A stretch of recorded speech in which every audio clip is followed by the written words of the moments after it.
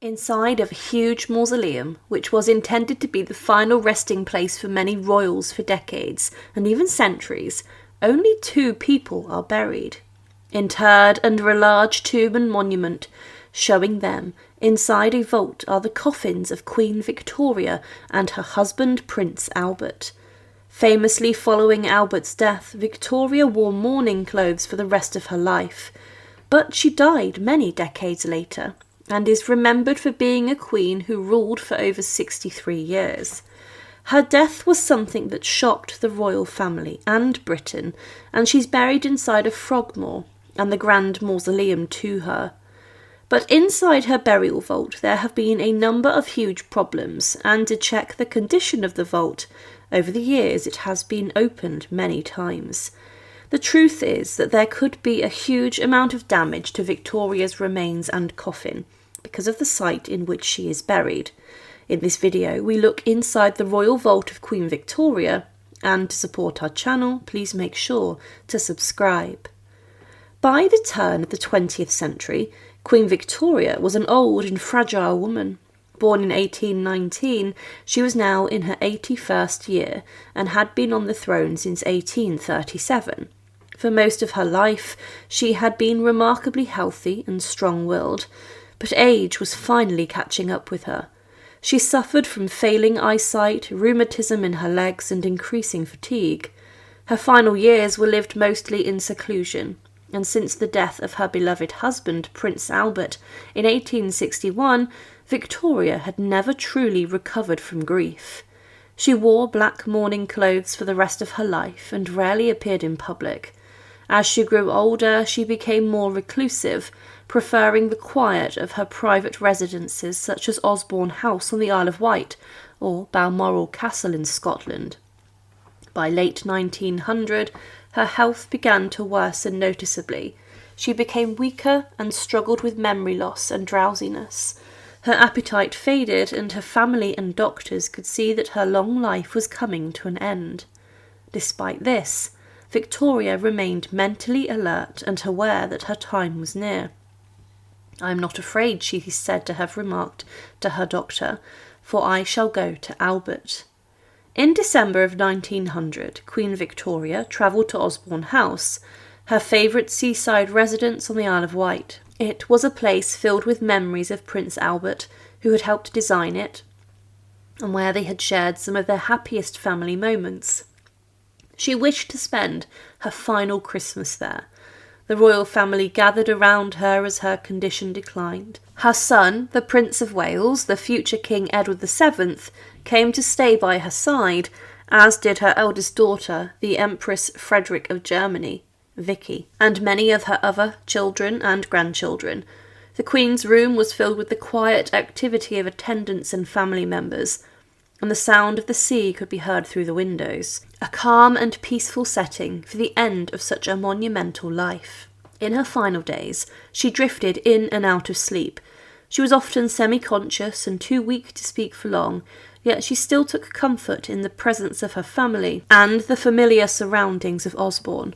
Her doctors reported that she seemed content and peaceful, though her body was failing. On the evening of the 21st of January 1901, she became unconscious, and the following day at 6:30 p.m, on the 22nd of January, Queen Victoria quietly passed away. Her eldest son and heir, Albert Edward, and her grandson Kaiser Wilhelm II of Germany were both present at her bedside. The Queen's doctor, Sir James Reed, recorded her final moments in his diary, noting that her breathing grew shallower until it stopped completely. The news quickly spread throughout Britain and the Empire. Bells tolled across cities and towns, and newspapers printed solemn headlines announcing the death of the longest reigning monarch in British history up to that point. The reaction to Victoria's death was immense. To her subjects, she had been more than a queen. She had been the grandmother of the empire. Her reign had seen Britain rise to global dominance through industrial power, colonial expansion, and military successes. She had also presided over major social changes, the growth of democracy, new inventions, and the rise of the middle class. When she died, people across the world mourned her as the figure who had represented moral certainty and national pride. Newspapers in London described her as the mother of her people, while others called her the last of the great monarchs. One journalist wrote simply, "The old world is gone." Foreign leaders also paid tribute. The Kaiser of Germany wept openly for his grandmother. President Theodore Roosevelt of the United States sent condolences, and in India, thousands gathered in temples and churches to pray for her soul. It was clear the death of Queen Victoria marked more than the end of a life. It was the end of an age. Her passing symbolised the fading of the 19th century, and with it confidence and empire building, and the dawn of a new and uncertain 20th century. Despite her long reign, Queen Victoria had very clear and personal wishes for her funeral, and they were far from traditional. She did not want a dark, mournful state funeral like those of her predecessors. Instead, she requested a military funeral, in honour of her position as head of the armed forces, and she wanted it to be as bright and as white as possible. She left specific written instructions, known as her Instructions for My Death, which she had drafted years earlier. She asked to be buried in white rather than black, and to be dressed in her wedding veil and gown, symbolising her reunion with Prince Albert. She also requested that certain sentimental items be placed in her coffin. A plaster cast of Albert's hand, photographs of her children, and a lock of his hair.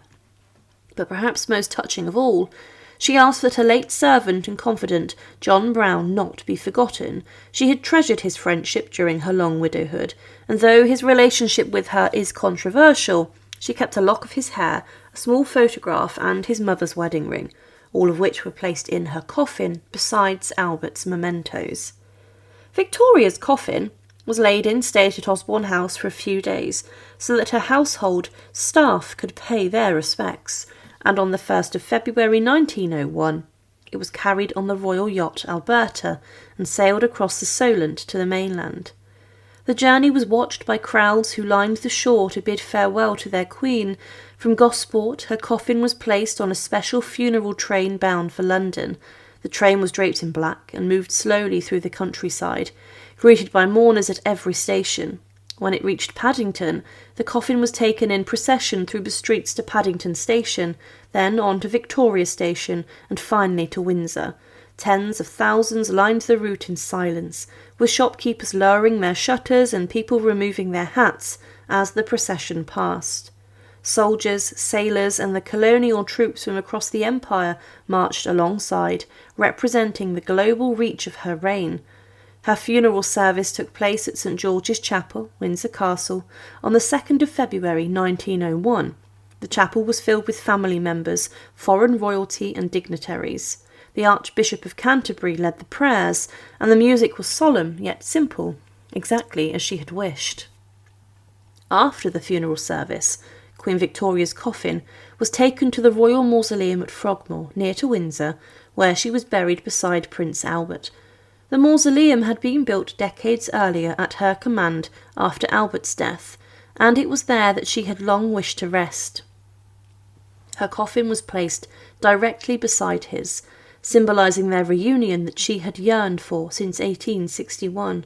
On her tomb, the words Victoria R.I. were inscribed, Regina Imperatrix, meaning Queen and Empress, titles that captured both her power and her dignity. Now this is where we have to question what the state of her burial vault is like. Under the effigies of her and Albert on the tomb, there is a vault in which the two coffins were placed. Now it's known that there are other spaces inside the vault, and in particular these were saved for the children of Victoria, whom she hoped would be buried in the same vault as her. But none of them are, and inside the vault it would be very cold and damp. You see, Frogmore sits on the site of a natural marsh, and this means the ground is very wet and often flooded and saturated with water. Over the decades, the mausoleum has become so damp-ridden it's actually damaged the fabric of the building, and a great deal of repair work has also taken place. Now, as the vault is underground, containing the coffin of Victoria, this could easily have become flooded, as the technology at the time in which the mausoleum was built did not take into consideration water issues. If the vault is waterlogged, This would mean the damp would have affected the coffin, and this could have caused Victoria's remains within the wooden structure to have decomposed quickly, and thus rotted despite the fact she would have been embalmed, and her remains would have been treated before being placed into the coffin. Prince Albert's coffin would also have suffered the same fate. The burial vault is very empty as well, meaning it is just a large stone chamber with 2 coffins inside of it. Now, to check the state of the damp, engineers may have entered the vault many times to see the damage caused by it, but the vault would become the first room and chamber to be affected by the water too, meaning the walls would be very cold, and there has never been any work done to the vault which has been documented to combat this. Because of this, we must consider that over the past century, the remains of Queen Victoria and her coffin may have certainly been heavily damaged by the conditions of the mausoleum, and that damp may have entered the coffin. This is a very sad state of affairs, considering she was at the time a woman who ruled over the British Empire, which spanned a huge part of the globe. Victoria's wish was to be buried, though, inside a grand mausoleum next to her husband Albert, and in this regard her wishes were adhered to, and she got what she wanted. Thank you for watching, and to support, please make sure to subscribe. And once again, thank you so much for watching.